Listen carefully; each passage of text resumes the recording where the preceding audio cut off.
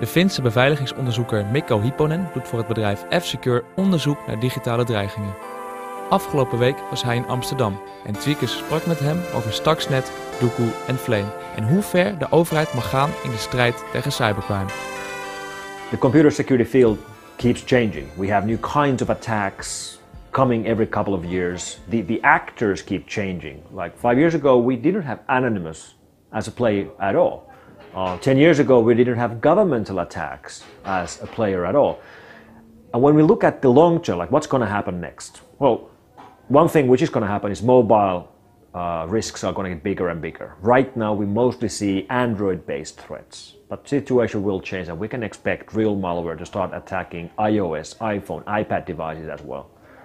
And then we have lots of headaches coming from automation gear, so PLC boxes and machines built by Siemens and Honeywell.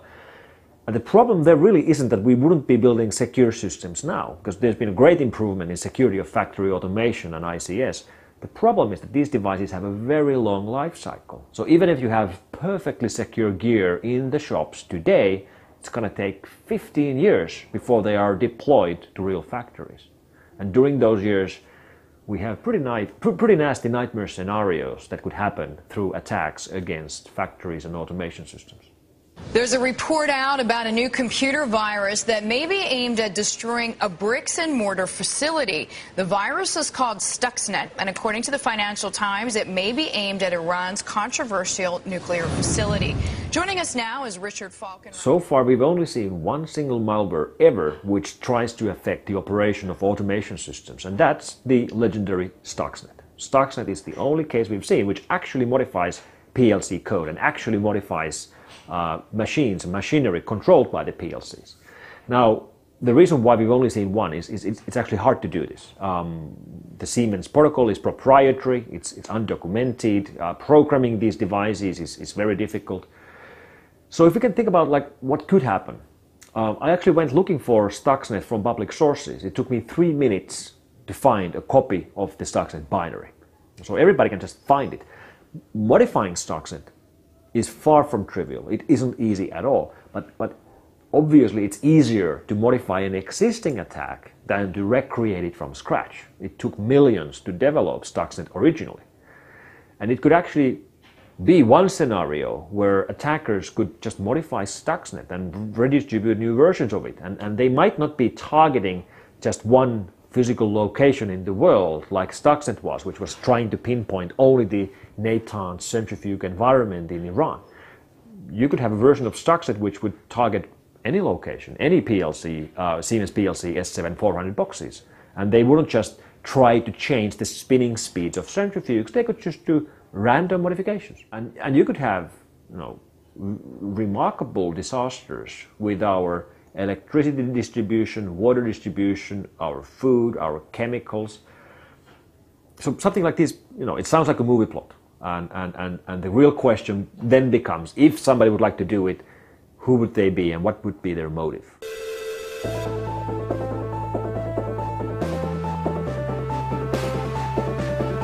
I spent quite some time looking at the terrorist activity online, trying to figure out if we should be worrying about real cyber terrorism. And when I say real cyber terrorism, I mean real attacks launched by groups like Al-Qaeda or other Muslim extremist groups, or other kinds of extremists like right-wing or neo-Nazis or other groups like that. And during my research, I did find that basically all of these groups are very advanced in using the internet, using it for communication, using it for propaganda, for recruitment. Al-Qaeda runs their own email networks with their own encryption systems, supporting Blowfish and AES and other advanced strong crypto mechanisms. But I didn't find evidence of groups like these using or even planning to use the internet to do real attacks like terrorism-related attacks. I did find some individuals which had some skills and they were trying to teach others, but it really isn't a problem we need to be worrying just yet. When we look at what governments are doing, we have quite a range of activities. At one end we have spying and espionage. For example, many of these so-called APT attacks are government-sponsored espionage against other countries. And this has been going on for almost a decade. The very first targeted malware cases, like APT cases, that we investigated were in 2005, so 8 years ago or 7 years ago.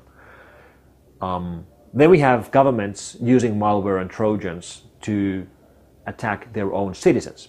And these are the cases of, for example, police using Trojans to investigate suspects for crime. And in addition of tapping their phones and tapping their internet connection to get access to encrypted communication, they infect their computers with governmental Trojans. And it's a very complicated scenario, especially for security companies, because we cooperate, we work with the police all the time to catch the Russian and Ukrainian cybercrime gangs. At the same time, the very same police are using Trojans themselves. And it becomes a question on, like, what should we do, the antivirus companies? Should we detect these Trojans used by the police, or should we turn the blind eye and let them do it?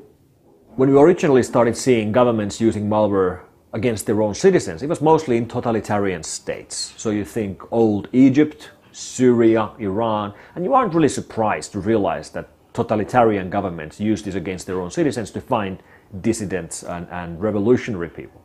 But then when we started to see it in Western countries and democratic nations, and for example Germany has been very active in doing this. In fact, you can go to the German government website and you'll find recruitment ads where the government are recruiting Trojan and backdoor writers to work for the government, to create governmental Trojans to target the citizens of Germany. And it's a bit surprising that this is really happening. But in many ways it probably isn't, because today's criminal investigation need new kinds of tools. In juni schreef Hypponen een column waarin hij zichzelf verontschuldigde voor het feit dat zijn bedrijf, net als andere beveiligingsbedrijven, Stuxnet en Flame niet konden detecteren.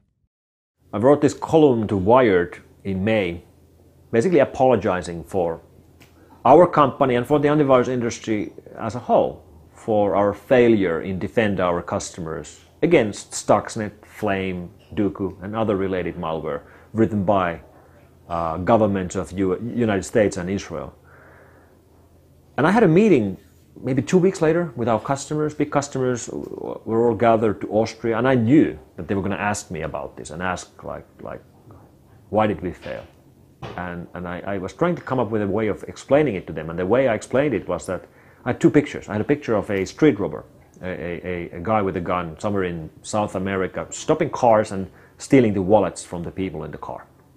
And I made the point that the cyber equivalent of this guy are the online criminal gangs, like, you know, Zeus and Spy Eye stealing money from online banks, or credit card keylogger stealing credit cards, money-making attacks, who don't really care who you are. Like, everybody and anybody is the target. If you want to steal credit card numbers, it doesn't matter if it's a Dutch credit card number or a German or Italian credit card. You just get the credit card number and you make money, right? And we can defend against this. This is our main focus area. This is where we can protect the end users. But Stuxnet and Flame didn't look like a street robber. Stuxnet and Flame look like something like James Bond. You know, the government-funded attacker with unlimited budget, with the latest and greatest technology, with unlimited resources, with the best possible training. And if James Bond wants to kill you, James Bond will kill you. It doesn't matter if you try to run and hide, he will find you and he will kill you. It doesn't matter if you have a helmet and a bulletproof vest, he will kill you anyway. And we can't really defend you against James Bond. But the good news is that it's unlikely that James Bond wants to kill you. Just like it's unlikely that Stuxnet and Flame would like to infect your system, you know? If you're a local pizza place in Amsterdam, you will not be targeted by Stuxnet and Flame. If you are operator of a nuclear centrifuge in Iran, then you might. And I'm not saying that we are giving up this fight, because we aren't. We are actually right now planning new kinds of technologies which will make it easier for us to defend against nation-state level attacks. But it isn't easy. As consumers, we use the internet to pay our bills, to shop, to file our taxes, but millions of Americans have been victimized. Their privacy violated, their money and identity stolen, their lives turned upside down. The lesson is clear. This cyber threat is one of the most serious economic and national security challenges we face as a nation. So out of these attacks, as part of Operation Olympic, the latest discovery was a malware known as Miniflame, which was just found this week. It was announced by Kaspersky as they've been looking into this whole Flame operation in great detail together with Sturt Bund, the German CERT. They have been monitoring a command and control server in Germany, physically in Germany, looking at traffic coming and going from there. And while looking at the traffic, they found yet another related malware, which is very similar to Flame, but it's much smaller. It's like a redacted, smaller version of Flame. It's independent, it's a different malware, but it's clearly related to Flame. This operation is still active right now. They were still sending and receiving traffic through that server on Saturday or Sunday. They might still be doing it today. So this attack is ongoing, and it's an information gathering attack, like Flame and Gauss and Duku. So these aren't trying to operate PLCs or automation gear, nothing like that. They just gather information for future attacks. Just like the Stuxnet attack was launched partially based on information gathered with earlier versions of these similar information gathering things. So they are gathering information for some future attack, which could be something like what Stuxnet was. We don't really know what they're up to.